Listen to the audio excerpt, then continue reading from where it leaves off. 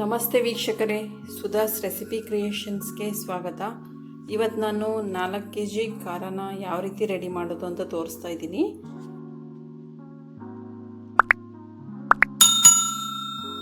ಇದು 2 kg ಇದೆ, ಇದು ಸಹ 2 kg ಇದೆ. ಈಗ ಟೋಟಲ್ ಆಗಿ 4 kg ಆಯಿತು. 4 kg ಖಾರನ ಕುಟ್ಟಿಸ್ತಾ ಇದ್ದೀನಿ ನಾನು. ಇದು ಗುಂಟೂರು, ಇದು ಬ್ಯಾಡಗಿ.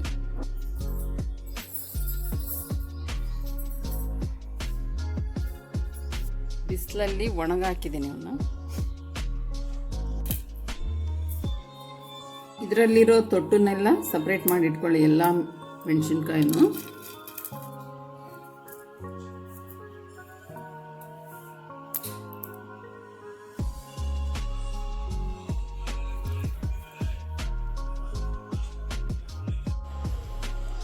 ಈಗ 4 kg ಮೆಣಸಿನ್ಕಾಯಿ ರೆಡಿ ಆಗಿದ್ದಾವು. ರೆಡ್ ಚಿಲ್ಲಿ, ಇದು ಖಾರ ಇರೋದು, ಇದು ಸ್ವಲ್ಪ ಖಾರ ಕಡಿಮೆ ಇರೋದು. ಈಗ ನೋಡಿ, ಇವೆಲ್ಲ ಚೆನ್ನಾಗಿ ಒಣಗಿದಾವೆ. ಇವು ಮಾಡೋದಕ್ಕೆ ನಾನೀಗ ಕುಟ್ಸೋದಕ್ಕೆ ಕಳಿಸ್ತಾ ಇದ್ದೀನಿ.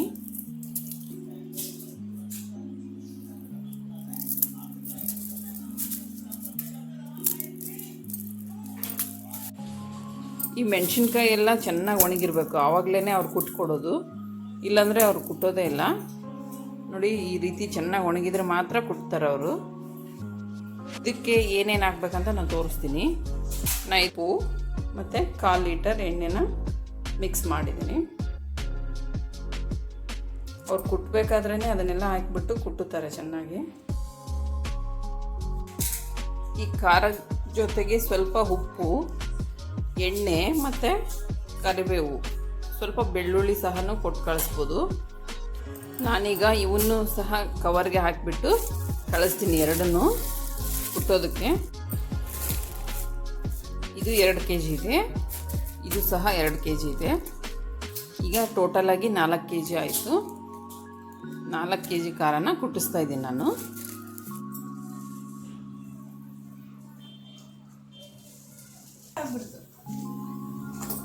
ಅವ್ರು ತೆಗೆಯೋದು ನೋಡಿದ್ರೆ ಎಷ್ಟು ಆಡೋ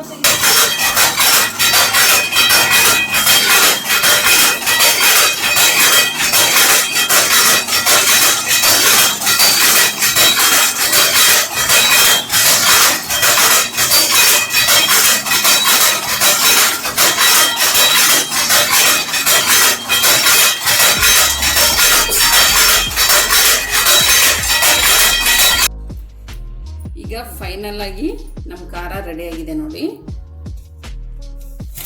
ಕುಟ್ಸ್ಕೊಂಡು ಬಂದಿದ್ದೀವಿ.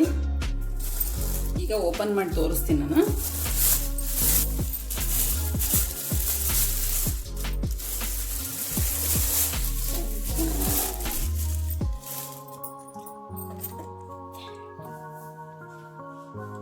ನೋಡಿ, ಇಷ್ಟು ಖಾರ ಬಂದಿದೆ.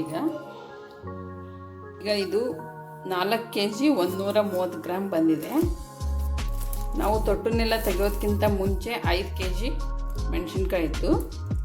ಈಗ ನಮಗೆ 4 kg 130 ಗ್ರಾಮ್ ಬಂದಿದೆ. ಇದು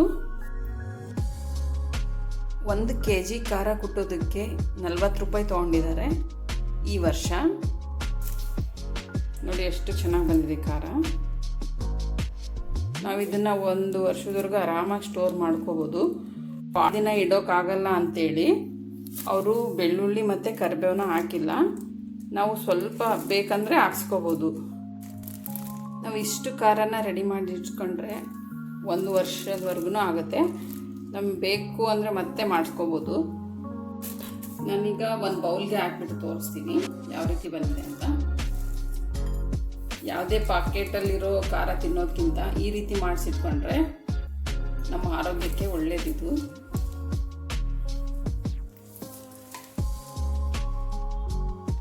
ನೋಡಿ ಎಷ್ಟು ಚೆನ್ನಾಗಿದೆ.